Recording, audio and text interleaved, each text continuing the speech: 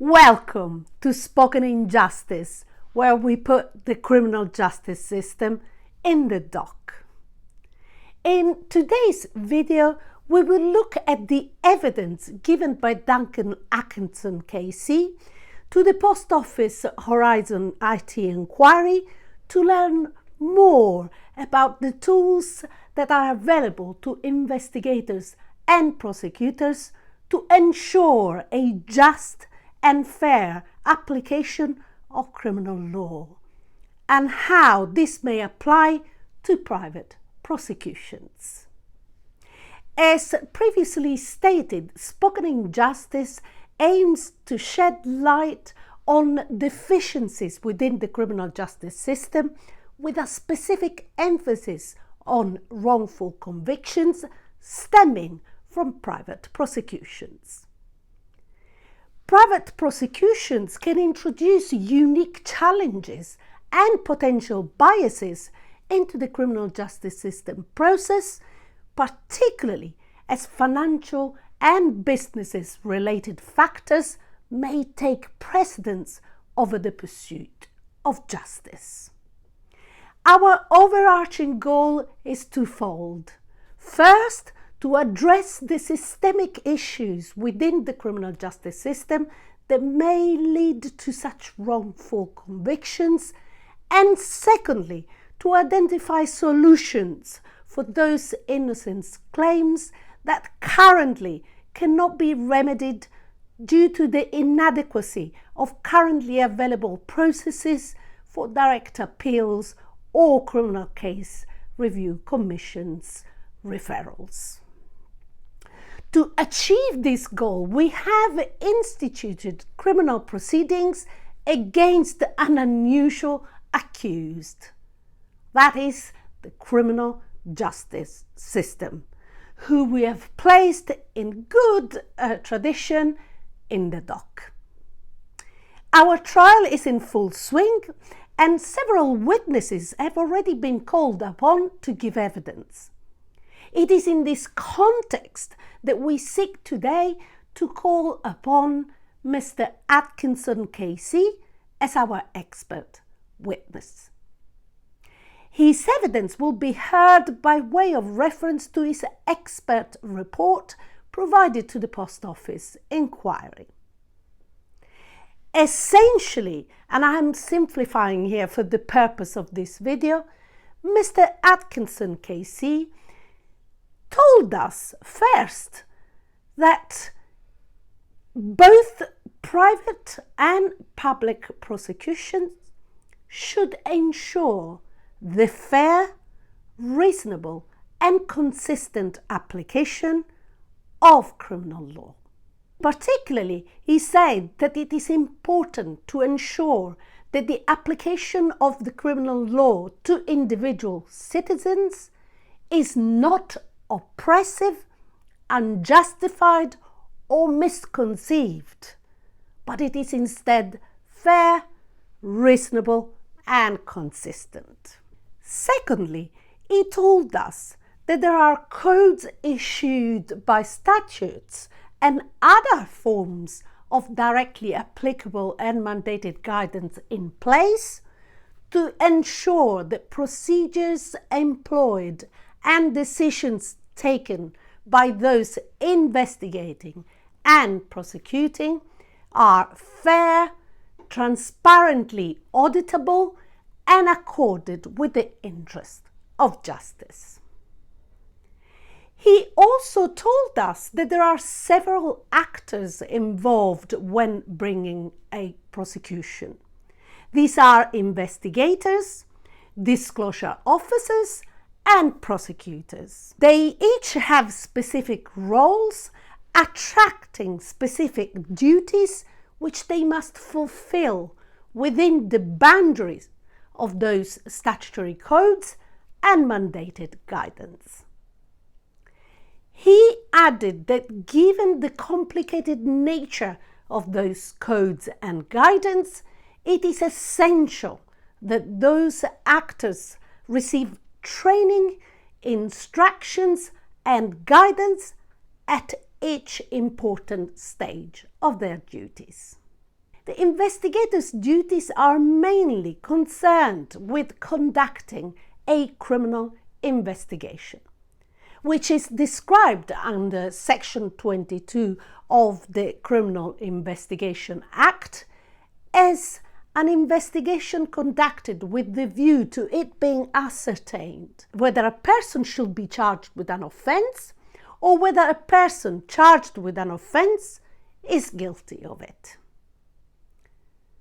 Though this specifically refers to police officers, he told us how, by virtue of other sections within the Act, this also applies to other persons who are charged with the duty of conducting an investigation.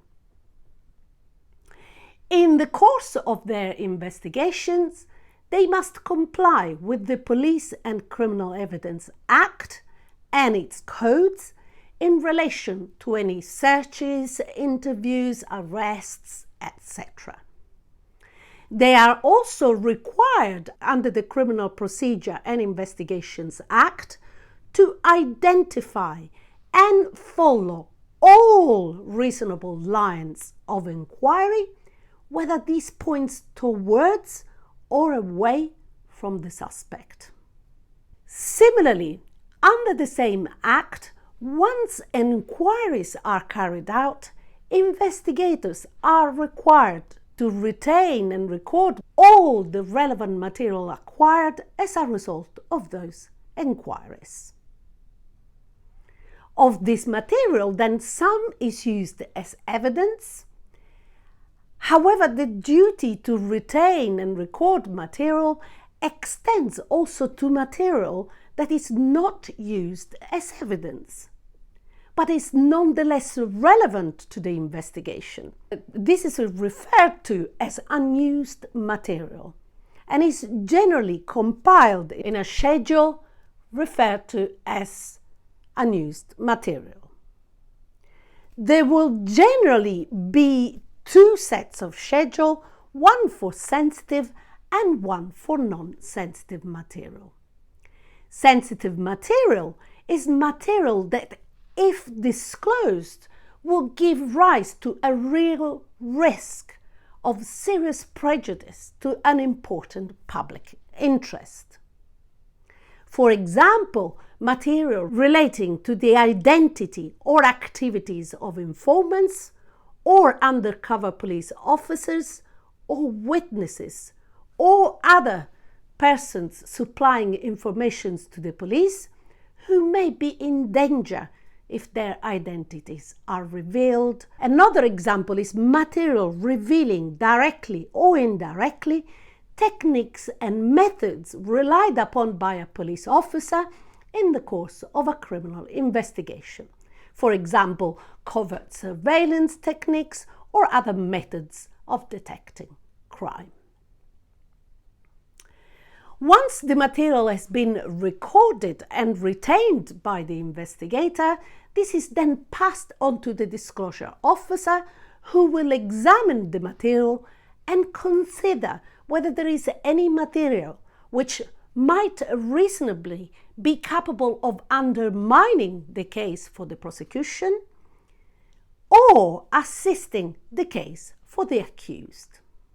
The disclosure officer then has the duty to reveal, in other words, pass this material together with his certification as to what he deems disclosable onto the prosecutor. This process was cleverly explained by Mr Atkinson KC as involving the 3 R's: record, retain, and reveal. The disclosure process is not only addressed by the CPIA, but also by the Attorney General guidelines on disclosure. These are regularly updated, and the latest revised version was published on the 22nd of May 2022 and came into force on the 25th of July 2022. This guidance is essential as it focuses on the disclosure of material derived from third parties, i.e. parties external to the prosecution or investigation office. In the post office cases, one reasonable line of inquiry would have been to ascertain the proper functioning of the Horizon IT system, and for that it was necessary to explore reasonable lines of inquiries by liaising with Fujitsu, who is the Horizon IT system provider and a third party to the Post Office within the meaning of the Attorney General guidelines, and which is not covered in such details by the CPIA.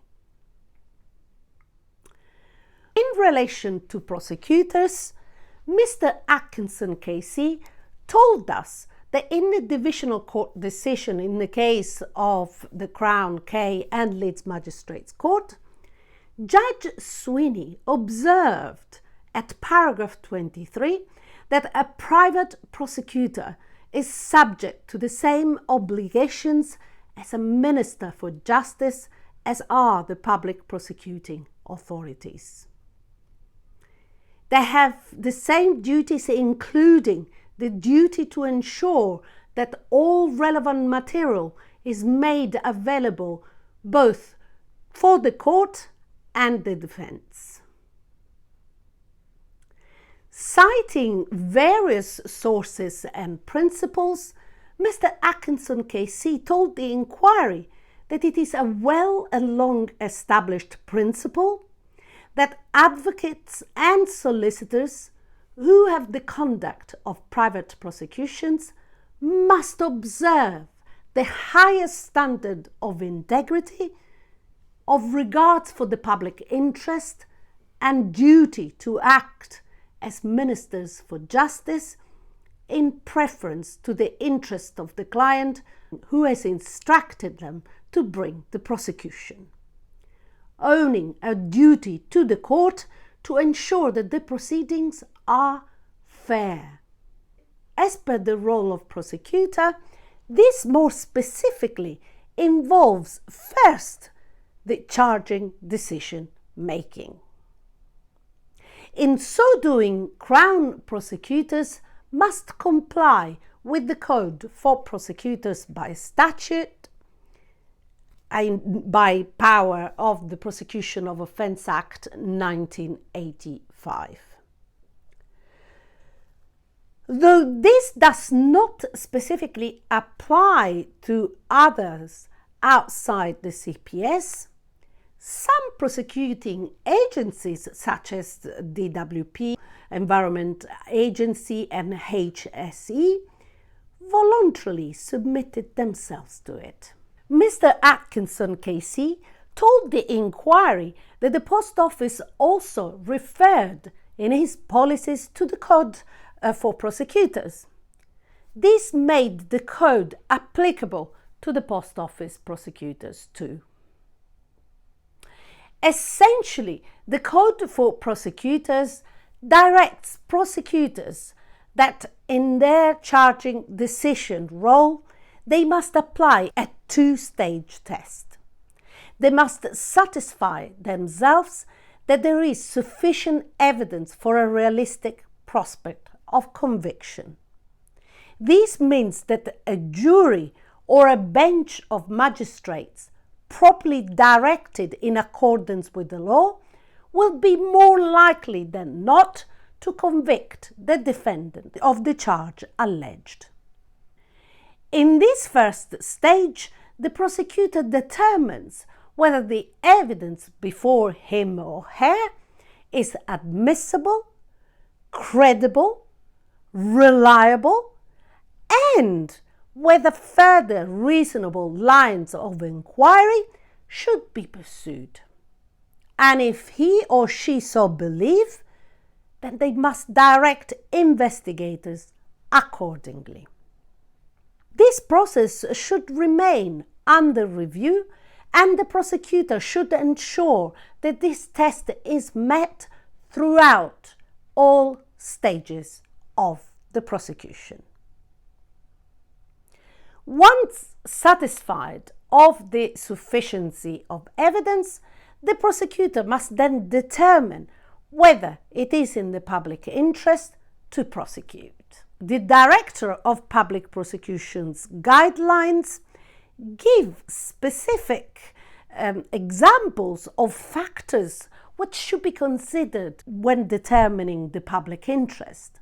For example, the prosecutor must have regard to the seriousness of the offence or the age of the accused and other factors. Both tests must be satisfied for a charge to be preferred. Once the code has been fully met, namely that there is a realistic prospect of conviction and it is in the public interest to prosecute, the prosecutor must consider the appropriate charge.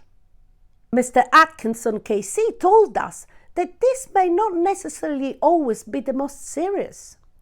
And certainly, prosecutors must not prefer two charges, whether one represents a more serious than the other, and the accused should not be pressured into entering guilty pleas for the lesser offence in an attempt to avoid the more serious one, such as, for example, in the case of theft and false accounting. Once the two-stage test has been met and the right offence preferred, there remains upon a prosecutor a continuing duty to review the decision as to charge and the decision as to what type of charge is applied. Both decisions are to be undertaken by the prosecution alone, independently from the investigator. Finally, the prosecutor has a duty under the CPIA to disclose any material that undermines the prosecution and assist the defense case.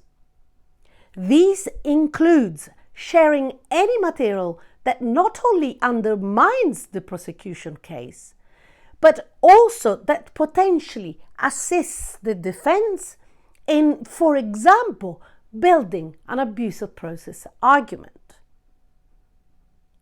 Though there are specific points of trigger for disclosure, the duty of disclosure is continued and persists for the whole duration of the prosecution and beyond.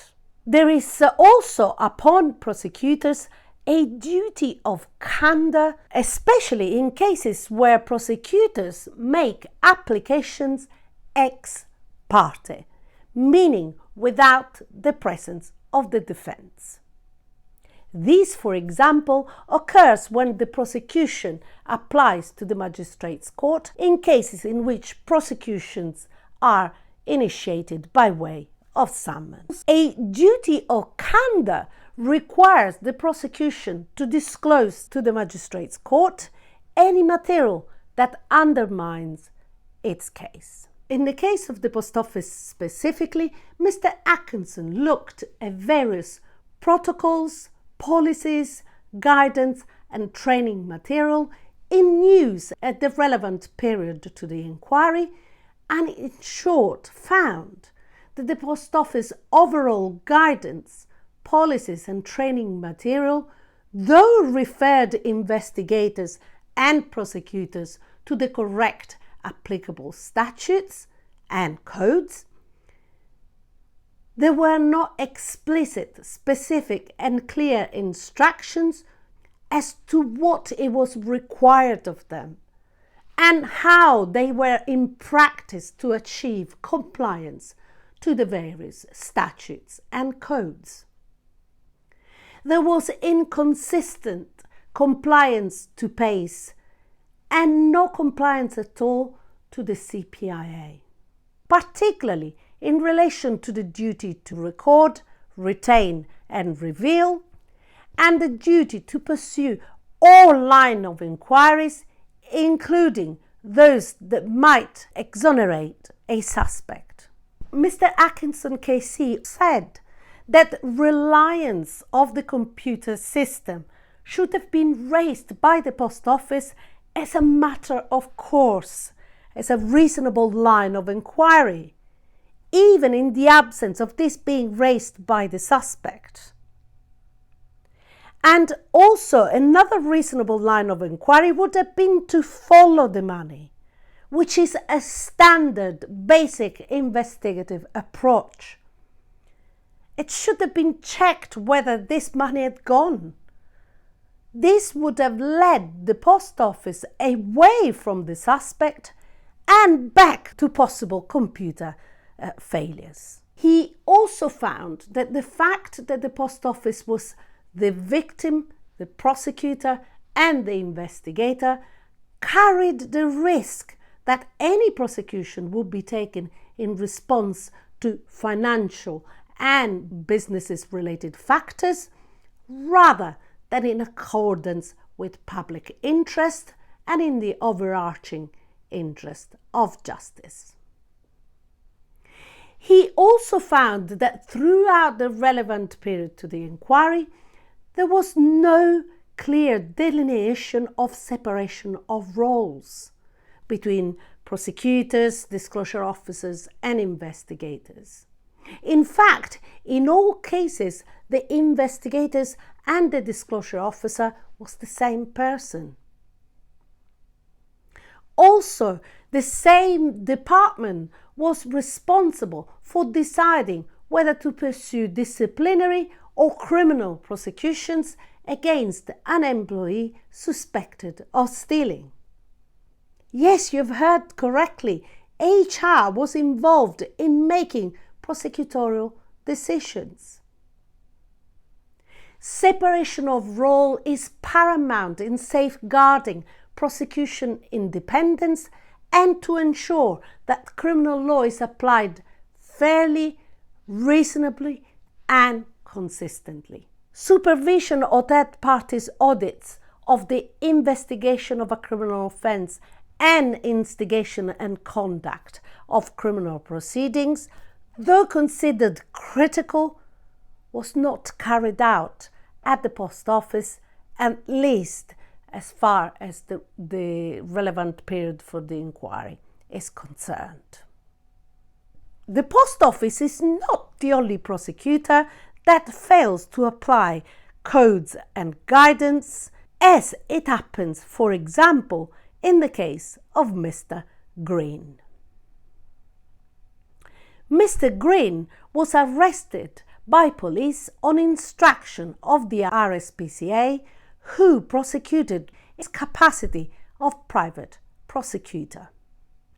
On the 10th of July 2023, Mr. Gold, who represented Mr. Green, wrote in his online blog that Mr. Green had been arrested for a breach of the Animal Welfare Act 2006, specifically that as a responsible person he had failed to prevent the causing of unnecessary suffering of an animal. It was alleged that Mr. Green had found a sheep that was ill on the ground, that he left it overnight in a trailer on a tractor, knowing that the sheep was in need of medical attention. The next day he put the sheep in the tractor bucket and dropped it from an approximate height of 6 feet and used the bucket to try to decapitate the sheep. According to BNN Network, in an article dated the 6th of November 2023, this accusation was based solely on the testimony of a farmhand who lacked experience and knowledge about the proper procedure for preparing dead sheep for dog food. The BNN also states that Judge Peter Veits, who oversaw the trial, did not mince words while criticizing the RSPCA for its role as a prosecutor in the case. He accused the charity of cutting corners during the post-arrest interview and questioned its credibility as a prosecutor. He also raised concerns about the RSPCA's involvement in cases that could have been better handled by appropriate bodies. Following a 4-day trial, in 2020, Mr. Green was cleared of all charges. Mr. Green pursued a civil claim against the police, and on that occasion, the court found that the arrest lacked the requisite level of evidence to justify a reasonable suspicion that Mr. Green had committed the offence. The police had, as observed by Judge Veits, failed to offer Mr. Green an opportunity to attend for a voluntary interview as an alternative to arrest. He was ultimately awarded £28,311 in damages. Mr. Gold also added, "I trust that the Lincolnshire police will learn 2 valuable lessons from this case. One of the lessons," he said, "is not to follow the lead of amateur investigators like the RSPCA when conducting criminal investigations, and in particular deciding whether to exercise the power of arrest or not." The BNN Network stated, "Green, despite the compensation awarded, expressed deep-seated disappointment with the RSPCA, stating that the case had a profound impact on his life and livelihood. Beyond the financial loss, the ordeal forced him to sell all his cattle and move to a new farm in the hope of integration into a new community. But the charges followed him, making him an outcast amongst the local residents. This case has reopened the debate about the role of organizations like the RSPCA acting as prosecutors and the potential for abuse of power. It serves as a stark reminder of the harm that can be caused by wrongful animal cruelty charges and underscores the needs for thorough investigation and due process before launching prosecutions. In our video, Private Prosecutions Problem Solved, which you can find linked in the description below, we have highlighted how shortcomings of private prosecutions were taken into account by the Just Select Committee, which in its 9th report made a series of recommendations. In short, the Just Select Committee found that to ensure the public interest, accountability, and transparency do not become secondary to private interests, private prosecution should be subject to a parallel mandatory binding code akin to those to which public prosecutors are subject. And if the private prosecutor reaches a certain number of private prosecutions in a given time, it should be subject to appropriate and regular inspections and scrutiny. We stand by that. If you found this video useful, like it so that it can be circulated to a wider audience. Also, subscribe to our channel to be part of our growing community. And of course, join our networking hub at spokeninjustice.net to have your say as to the future content of this channel. We look forward to usher you as we sit and rise in this unique trial.